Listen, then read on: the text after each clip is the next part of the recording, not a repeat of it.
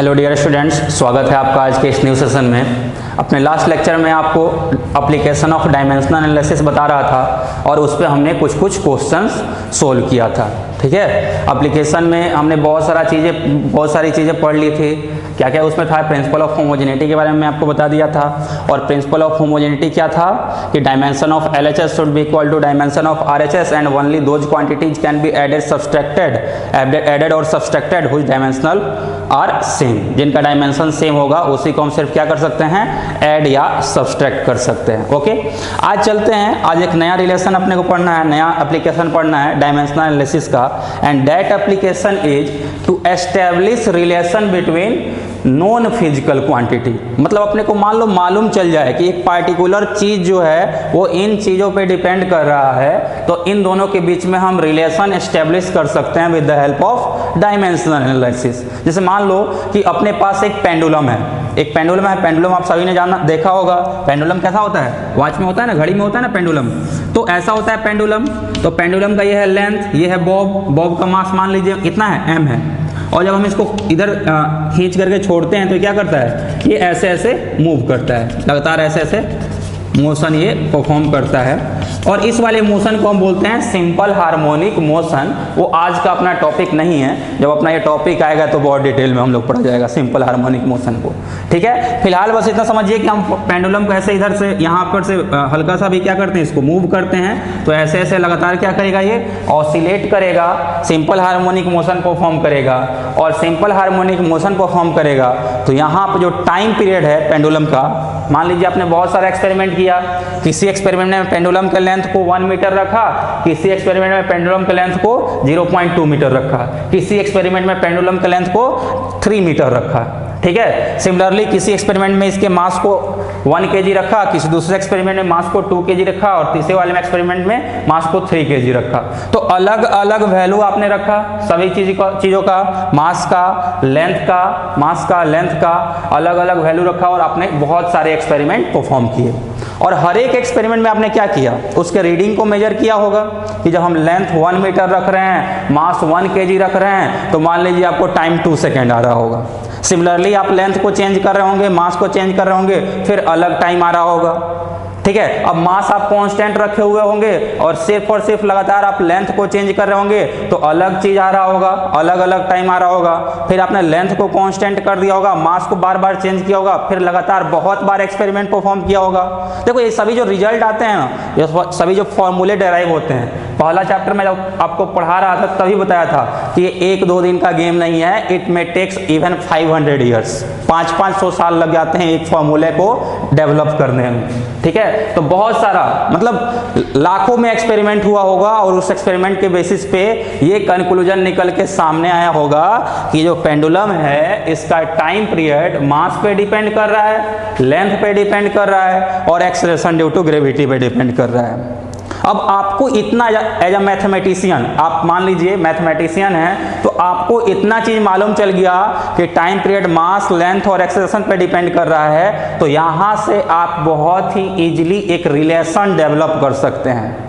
किसमें between time period मतलब time taken to complete one complete oscillation. मतलब अपना मान लो पेंडुलम यहाँ था तो यहाँ से यहाँ गया और फिर रिटर्न आया, यानी एक ऑसिलेशन इसको बोलेंगे। जिस पॉइंट से स्टार्ट किया उसी पॉइंट पे रिटर्न आ जाएगा तो क्या बोलेंगे, एक ऑसिलेशन बोलेंगे। मान लीजिए मीन पोजीशन है, यहाँ से यहाँ गया, फिर यहाँ गया और फिर यहाँ पे आ गया, तो एक कंप्लीट ऑसिलेशन कंप्लीट किया इसने।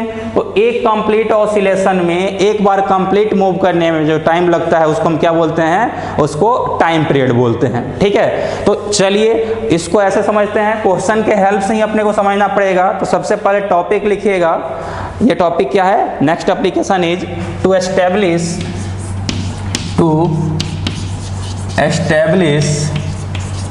Relation between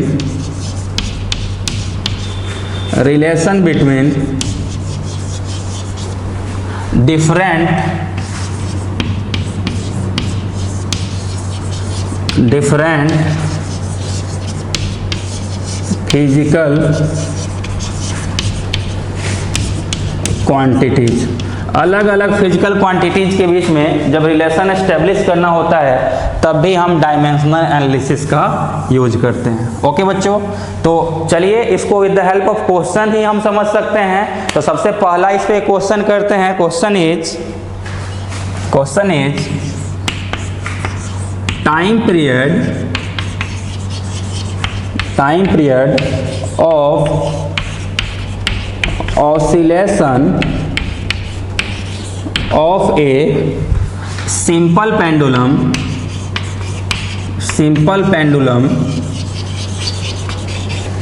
depends on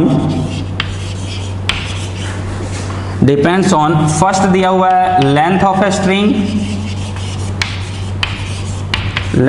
string, second दिया हुआ है मास, एंड थर्ड दिया हुआ है acceleration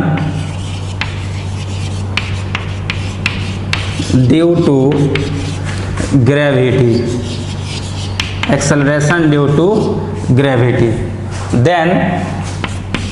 then find relation for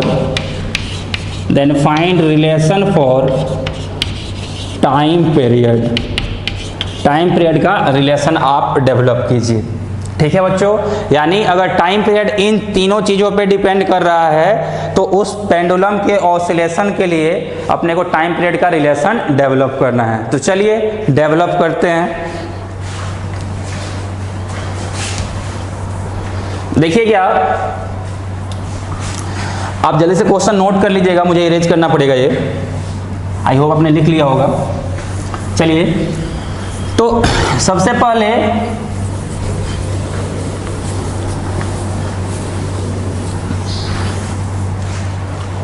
मान लीजिए कि ये अपना पेंडुलम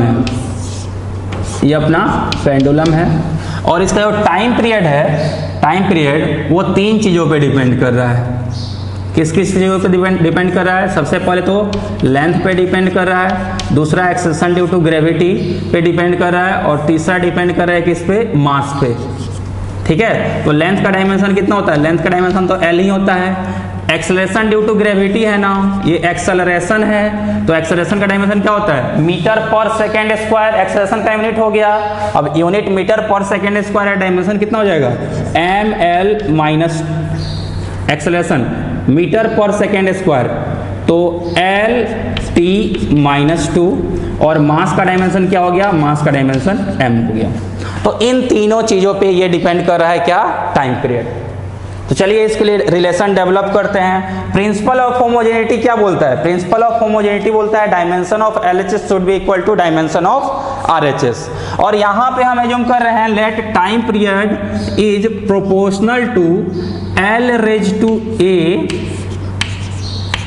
इनटू जी का एक्सेलरेशन का पावर b है और मास का पावर c है। ठीक है बच्चों, लेंथ का पावर a, एक्सेलरेशन का पावर b और मास का पावर c। तो अपने को मालूम है अगर प्रोपोर्शनलिटी के साइन को हटाना है तो यहाँ पे कांस्टेंट पुट करना पड़ता है।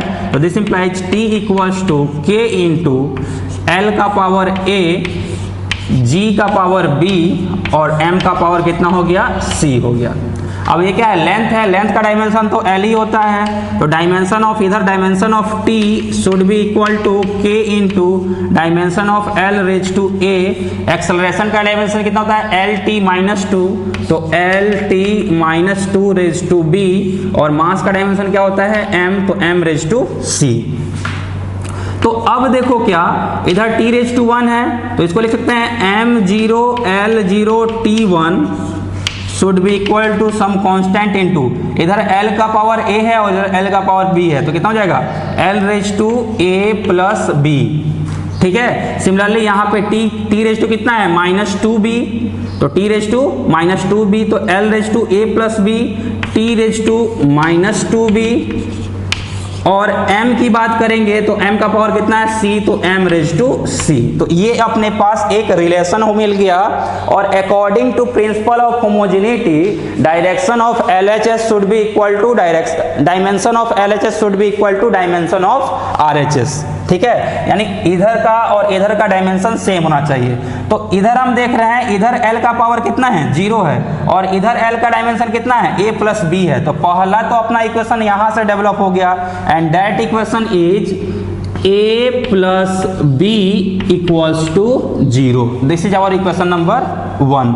उसके बाद हम देख रहे हैं कि टाइम की बात करेंगे तो इधर t⁻1 है और इधर t⁻2b है। तो सेकेंड रिलेशन क्या आ गया, t equals to -2b। t⁻1 है ना, तो यहाँ पे आ गया क्या, 1 equals to -2b। This is equation 2।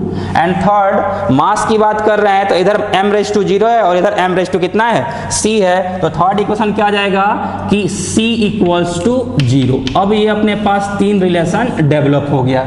अब चलिए इन तीनों रिलेशन को सोल्व कर देते हैं। तो c का वैल्यू तो ऑलरेडी 0 आ गया है। सेकेंड वाले को सोल्व करेंगे तो सेकेंड वाला क्या बोल रहा है, सेकेंड वाला बोल रहा है 1 equals to minus of 2b। This implies b equals to -1/2, यानी b का वैल्यू कितना हो गया, -1/2 हो गया। अब इसको पुट करते हैं कहां पे, फर्स्ट में पुट इन 1। अब इसको अगर 1 में पुट करेंगे तो 1 क्या बोल रहा है, 1 बोल रहा है a plus b equals to 0 and since b equals to -1/2 this implies a का वैल्यू कितना हो जाएगा, 1/2 हो गया। ठीक है बच्चों, तो अब अपने पास a, b और c का वैल्यू मिल गया। अब जब a, b और c का वैल्यू मिल गया तो इन सभी वैल्यूज को आप इस वाले रिलेशन में पुट कर दीजिए। अगर इसमें हम पुट करेंगे तो t इक्वल्स टू कितना आएगा, t equals to some constant k into l raise to a, और a का वैल्यू कितना है, 1/2 है, यानी l raise to 1/2 into g क्या है, acceleration due to gravity, g raise to b, और b का वैल्यू कितना है, b का वैल्यू -1/2 है, तो g रेज टू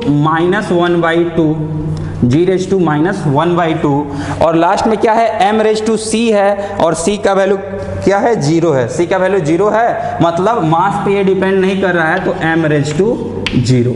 अब इसको फिर से रीअरेंज करेंगे तो बच्चों ये कितना आ जाएगा, k into l raise to 1/2 और g raise to -1/2, l raise to 1/2 divided by l raise to 1/2 divided by g raise to, ऊपर -1/2, नीचे क्या हो जाएगा, +1/2। ठीक है, तो t will be equals to some constant k into √l/g and this is relation for time period of simple pendulum. मतलब अब हम क्या बोल सकते हैं, अगर अपने को किसी भी सिंपल पेंडुलम का टाइम पीरियड फाइंड करना हो तो कैसे फाइंड करेंगे, तो अपने पास रिलेशन दिया हुआ है, इस रिलेशन में लेंथ का वैल्यू रखिए, एक्सेलरेशन ड्यू टू ग्रेविटी का वैल्यू रखिए और इसको सोल्व कीजिए। जब इसको सोल्व कीजिएगा तो आपको इसका रिलेशन मिल जाएगा। अब यहाँ पे क्वेश्चन अराइज होता है कि सर ये जो कांस्टेंट है इसका वैल्यू कैसे फाइंड होता है। तो कांस्टेंट का वैल्यू अब हम एक्सपेरिमेंट के हेल्प से फाइंड करते हैं। ठीक है, बहुत सारा एक्सपेरिमेंट करेंगे और उस एक्सपेरिमेंट से हम क्या करेंगे, k के वैल्यू को फाइंड करेंगे। जैसे मान लीजिए हमने एक पेंडुलम बनाया जिसका लेंथ 1 मीटर है, लेंथ का वैल्यू कितना है, 1 मीटर। ठीक है, और उसका ऑसिलेट करके देखा, उसको ऑसिलेट जब किया तो टाइम पीरियड आया 2 सेकेंड। तो अगर लेंथ का वैल्यू 1 मीटर आ रहा है, टाइम पीरियड 2 सेकेंड आ रहा है, तो आप सोल्व कीजिएगा तो आपको मालूम चलेगा k का वैल्यू कितना आ जाएगा, k का वैल्यू 2 पाई आ जाएगा, और k का वैल्यू 2 पाई आ जाएगा तो वैसे ही अपना क्या मिल गया, अपना कंप्लीट रिलेशन डेवलप हो गया। तब आप k के जगह पे 2 पाई रख दीजिए, और जैसे ही आप 2 पाई रखिएगा तो t equals to 2 pi √l/g, ये आपको रिलेशन डेवलप हो जाएगा। ठीक है ना बच्चों, तो ये इस ढंग से हम क्या करते हैं, with the help of dimensional analysis किसी भी एक अननोन रिलेशन को डेवलप करते हैं, एक ऐसे रिलेशन को बनाते हैं जो कि पहले से अपने पास मौजूद नहीं था। आई होप आपको ये वाला अच्छे से समझ में आ गया होगा। एक और क्वेश्चन करते हैं इसी एप्लीकेशन पे, तब तक जल्दी से इसको नोट कर लीजिएगा, 30 सेकंड में नोट कीजिए।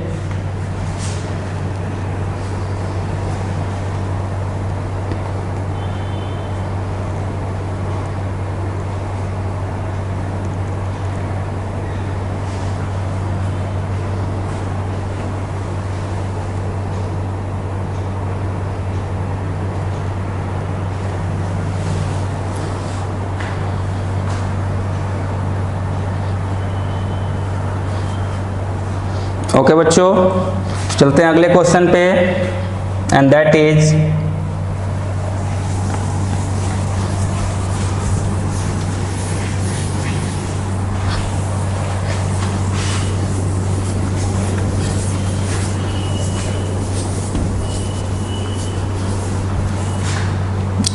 क्वेश्चन इज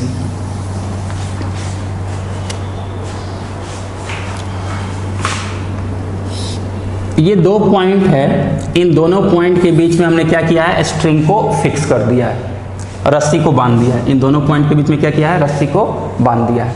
अब रस्सी को हम जब पकड़ के खींचते हैं तो क्या करता है, वो वेव मोशन प्रोड्यूस करता है। रस्सी क्या करता है, रस्सी वेव मोशन बनाता है, अपने अंदर वेव जनरेट करता है। ये टॉपिक आपको वेव चैप्टर में मैं पढ़ाऊंगा। वो वेव कुछ ऐसे मूव करता है, इस वेव को हम स्टेशनरी वेव बोलते हैं। ठीक है, तो इस बार क्वेश्चन ये है कि रस्सी को हम दो पॉइंट के बीच में बांधे हुए हैं, उसको पकड़ के जब खींच रहे हैं तो क्या कर रहा है, वो वेव जनरेट कर रहा है। और उस वेव का जो फ्रीक्वेंसी है, frequency of wave inside stretched string depends on, पहला बोला टेंशन ऑफ स्ट्रिंग, रस्सी के अंदर जो टेंशन है उस पर डिपेंड कर रहा है। दूसरा बोल रहा है mass per unit length of string, और तीसरा बोल रहा है लेंथ ऑफ स्ट्रिंग। तो क्वेश्चन लिखिएगा, question is frequency of stretched string depends on first tension force inside string. कौन से फोर्स पे डिपेंड कर रहा है, तो स्ट्रिंग के अंदर के टेंशन फोर्स पे डिपेंड कर रहा है। सेकेंड बोल रहा है कि length of string, and third बोल रहा है मास पर यूनिट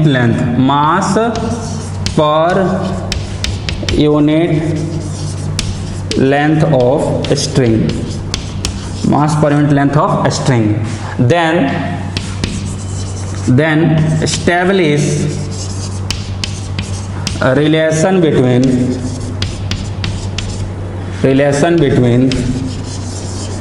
frequency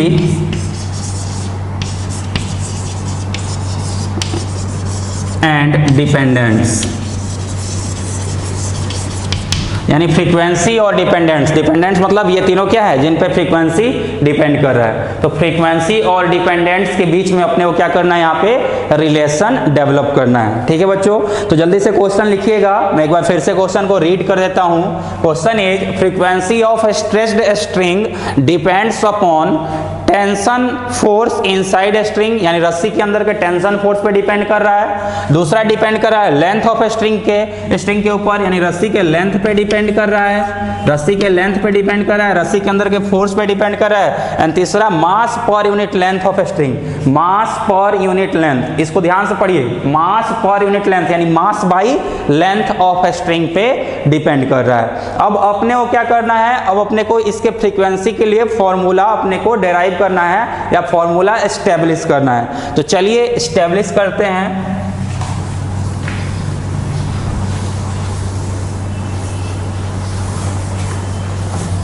बात कर रहे थे बच्चों किसकी, फ्रीक्वेंसी की। तो फ्रीक्वेंसी जो है वो तीन फैक्टर पे डिपेंड कर रहा है। पहला जो है सो क्या है, टेंशन फोर्स, टेंशन क्या है, एक तरह का फोर्स है, फोर्स पे डिपेंड कर रहा है। दूसरा लेंथ पे डिपेंड कर रहा है, लेंथ एल पे डिपेंड कर रहा है। और तीसरा मास पर यूनिट लेंथ, मास पर यूनिट लेंथ। तो मास पर यूनिट लेंथ इसको हम म्यू से डिनोट करते हैं, ऐसे लिखते हैं बच्चों, ये म्यू होता है, ठीक है, म्यू से डिनोट करते हैं। और म्यू इक्वल टू क्या हो गया, मास पर यूनिट लेंथ यानी m बाई एल। ठीक है, तो m बाई एल इसका हो गया, यानी म्यू का डायमेंशन कितना हो गया, ml-1। सिमिलरली लेंथ का डायमेंशन तो l ही रहेगा। और फोर्स का डायमेंशन क्या होता है, अपने को मालूम है, इसको याद ही रखना है, डायमेंशन ऑफ फोर्स mlt-2। अब इन तीनों चीजों पे फ्रीक्वेंसी डिपेंड कर रहा है, तो चलिए अपने को रिलेशन डेवलप करना है, आइए करते हैं। देखो बच्चा लोग, जैसे पिछले क्वेश्चन में हमने लिखा था वैसे यहाँ पे भी लिख सकते हैं, frequency is proportional to f raise to a, l raise to b and mu raise to c। ऐसा बोल सकते हैं this implies frequency equals to some constant k into f raise to a into f raise to a into l raise to b into mu raise to c। तो ये relation अपने पास आ रहा है। तो यहां से हम क्या बोल सकते हैं, ये फ्रीक्वेंसी है ना। देखो बच्चों, फ्रीक्वेंसी क्या होता है, फ्रीक्वेंसी होता है नंबर ऑफ ऑसिलेशन पर सेकेंड, यानी एक सेकेंड में कितना बार ऑसिलेशन हो रहा है। तो इसका यूनिट क्या हो जाएगा, नंबर ऑफ ऑसिलेशन पर सेकेंड, नंबर ऑफ ऑसिलेशन पर सेकेंड। तो ऊपर क्या है, ऊपर तो नंबर है, मान लो एक सेकेंड में 5 ऑसिलेशन हो सकता है, 10 ऑसिलेशन हो सकता है, या फिर 50 ऑसिलेशन हो सकता है। तो ऊपर क्या है, ऊपर नंबर है, और नीचे क्या है, सेकेंड है। सेकेंड मतलब टाइम हो गया। तो फ्रीक्वेंसी का यूनिट क्या हो जाएगा, 1/t, और आप लिख सकते हैं t raise to -1। This is dimension of frequency. तो फ्रीक्वेंसी की जगह पर हमने रख दिया t raise to -1 equals to some constant k into, ये क्या है, ये तो फोर्स है, ये फोर्स है। तो फोर्स का डायमेंशन कितना है, mlt-2। तो यहाँ पे रख दिए mlt-2 whole rose to a। यहाँ पे l का वैल्यू कितना है, l का डायमेंशन तो l ही होगा, l रेज टू b, और म्यू का डायमेंशन कितना है, ml-1 whole raise to c। अब चलिए इसको सॉल्व करते हैं। So this will be equal to t raise to -1 equals to some constant k into m raise to a और m रेज टू c। तो कितना हो जाएगा, m raise to a plus c, m raise to कितना आ गया, a plus c। Similarly इधर l raise to a और l रेज टू b और l रेज टू कितना है, -c। तो l रेज टू कितना लिखेंगे, l raise to a plus b minus c, and last में कितना है, t है। तो t रेज टू जब बात करेंगे तो देखिए यहाँ पे t रेज टू -2a और इधर कुछ नहीं है, तो t raise to -2a। Okay बच्चों, t रेज टू कितना है, -2a। ओके, तो ये अपना रिलेशन इस ढंग से आ रहा है। अब इस LHS का डायमेंशन और RHS का डायमेंशन आपस में क्या होना चाहिए, इक्वल होना चाहिए। तो आइए इन दोनों के डायमेंशन को हम इक्वेट कर देते हैं। जब इन दोनों के डायमेंशन को हम इक्वेट करेंगे तो इधर m तो है नहीं, देखो इस वाले पूरे टर्म को हम क्या लिख सकते हैं, t रेज टू -1 को हम लिख सकते हैं, t raise to -1 can be written as m raise to 0, l raise to 0, t raise to -1। अब इधर m का डायमेंशन कितना है, 0 है, और इधर m का डायमेंशन कितना है, a प्लस c है। तो अपना पहला इक्वेशन क्या आ गया, a plus c equals to 0। This is our equation number 1।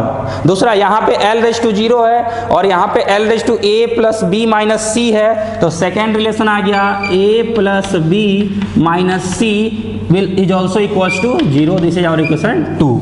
और तीसरा t रेज टू -1 है और यहाँ पे t रेज टू -2a है। तो third relation is minus of 2a equals to minus of 1। Minus से माइनस यहाँ कैंसिल हो गया, तो यहाँ से a का वैल्यू कितना आ गया, 1/2। अब a का वैल्यू जो 1/2 आया है, इसको आप 1 में पुट कर दीजिए, पुट इन 1। अगर इसको हम 1 में पुट करेंगे तो कितना हो जाएगा, a की जगह पे 1/2 plus c equals to 0। This implies c का वैल्यू कितना हो गया, -1/2। अब a और c के वैल्यू को आप 2 में पुट कर दीजिए। इसको क्या करते हैं, पुट इन 2। जब इसको हम 2 में पुट करेंगे तो अपना रिलेशन फिर से यहाँ पे कितना आ जाएगा, सेकेंड है a plus b minus c equals to 0। This implies अब a का वैल्यू कितना है, 1/2, a का वैल्यू 1/2 प्लस b, और c का वैल्यू कितना है, c का वैल्यू -1/2। तो माइनस ऑफ -1/2 इतना इक्वल्स टू 0, यानी 1/2 प्लस 1/2, 1/2 प्लस 1/2 कितना हो जाएगा, 1 हो जाएगा, और उधर जाके ये माइनस हो जाएगा। तो b का वैल्यू कितना आ गया, -1 आ गया। तो ये बच्चों अपना क्या आ गया, ये अपना एक रिलेशन आ गया। अब इस सभी डायमेंशन का वैल्यू अपने को मालूम चल गया है, तो यहाँ से हम रिलेशन बहुत ही इजीली लिख सकते हैं। And that relation will be equal to f equal to कितना था, some constant k into f raise to a है, f रेज टू a है। तो a का वैल्यू कितना है, a का वैल्यू 1/2, f रेज टू 1/2। उसके बाद फिर क्या है, l रेज टू b है। तो यहाँ पे क्या लिखेंगे, l रेज टू b का वैल्यू कितना है, v का वैल्यू -1 है तो v का वैल्यू -1 रख दिए, और तीसरे में म्यू है ना, तो म्यू रेज टू कितना है, तो म्यू रेज टू c है, और c का वैल्यू अपने को कितना आया है, c का वैल्यू अपने को -1/2 आया है, तो यहाँ पे फिर से हमने -1/2 रख दिया। दिस इंप्लाइज फ्रीक्वेंसी का यहाँ पे फ्रीक्वेंसी का अपने को रिलेशन डेवलप हो गया, and that relation equals to some constant k, l raise to -1 है तो डिवाइडेड बाई l इसको कर दीजिए, f raise to 1/2 divided by mu raise to 1/2। ये 1/2 ऊपर माइनस में था तो नीचे आगे क्या हो जाएगा, प्लस हो जाएगा, तो यहाँ से मिल गया f equals to k divided by l under root f by mu.